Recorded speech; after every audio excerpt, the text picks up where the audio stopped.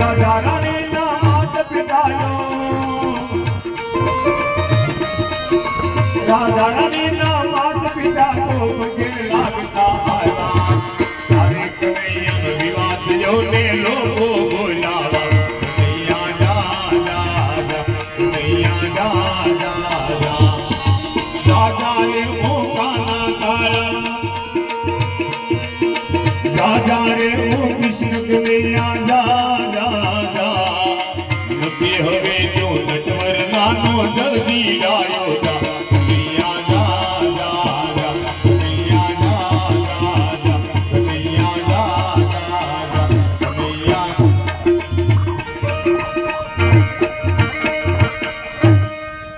કૃષ્ણની કથામાં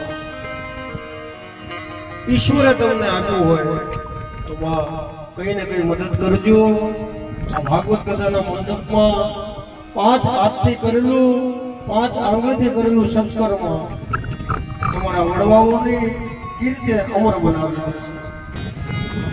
અહીંયા રૂપિયા અમારે વિક્રમભાઈ ગોહિલ એમના તરફથી 555 રૂપિયા અહીંયા ભાગવત સપ્તાહની અંદર ભેટ આવે છે. એમને જોરદાર તાળીના વાસ્તે વજાવે.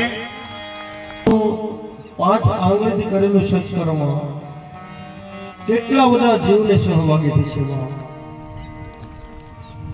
ભગવાનનું કાર્ય કરવા માટે શરીરની સુંદર રચના થયેલી છે.